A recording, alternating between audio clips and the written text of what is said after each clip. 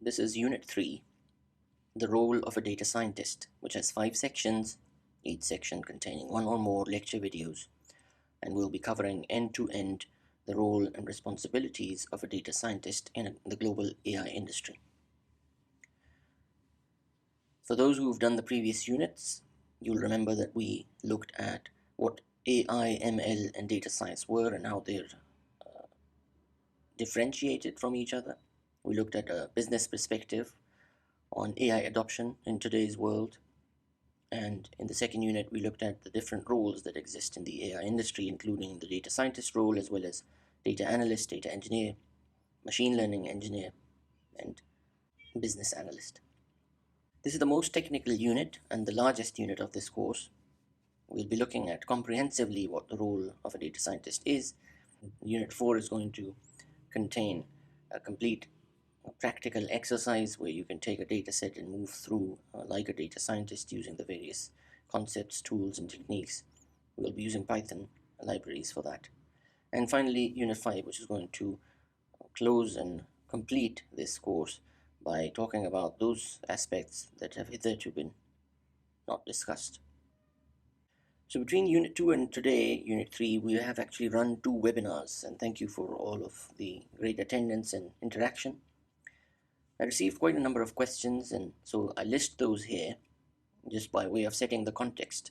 First one being, what can someone expect while they're trying to enter the AI industry?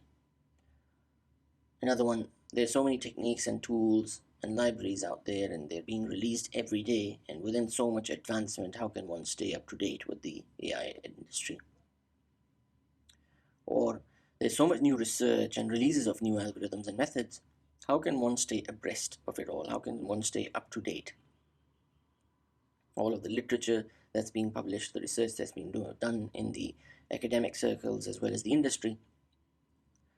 Generative learning is another example that, although it's been there for a number of years, but for a couple of years it's now out in the industry, and there are a lot of tools being released related to that. Or what's the minimum set of skills and knowledge? What's the bare minimum that one needs to learn to start working as a data scientist?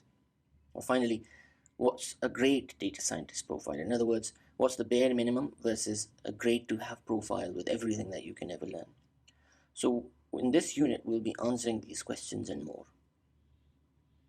Just to recap, you have an organization in the middle. We've seen this before.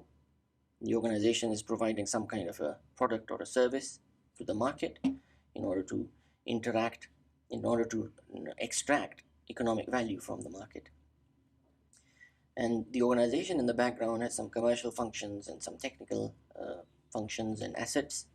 And the data scientist sits in the middle, straddling both of these worlds, connecting the data assets and the technical areas and solutions to the actual business problems being solved or tackled by the commercial teams. And when the data scientist successfully does their job, they're actually leading to business value, which could be direct or indirect. And the business value allows this organization to put their best foot forward with the most optimal product or service, thus having a direct or an indirect impact on economic value, the revenue or profitability, etc., that the company is aiming for. We also saw that becoming a data scientist is not just a science, but also an art. And the reason for that is because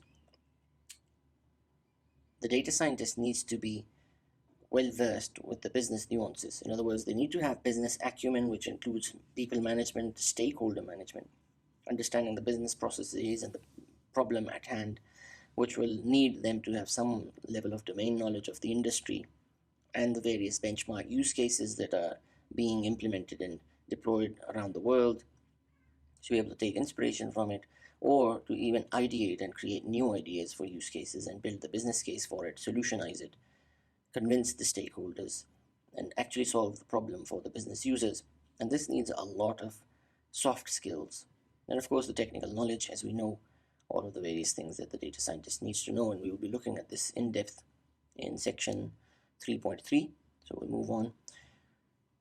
Another highlight that we'll also be looking at later on is what's the bare minimum that data scientists need. So there are a number of open source libraries in Python that I've listed on the left side here with their logos, and also for visualization and machine learning modeling, etc., that I've listed on the right side. And in the middle, we have the supervised and unsupervised subset of what we saw previously, which I think is the bare minimum that is required by a data scientist. And we'll look at this in depth and discuss it as well later on. Of course, what's great to have in the most optimal profile for a data scientist is limitless. The list keeps growing, so there can be more tools that one can learn, and there are certainly a huge array of algorithms that one can learn about, both the mathematics under the bonnet as well as the various libraries offering implementation. And of course, for the more stringent and comprehensive or fine-grained, detail-oriented data scientists, they would like to learn exactly how each of these algorithms is implemented. So they might even want to develop it from scratch or program it from scratch. But in today's world, this is not often required, especially with the time constraints in projects. People have to move quickly, and foundation libraries support in that regard quite a lot.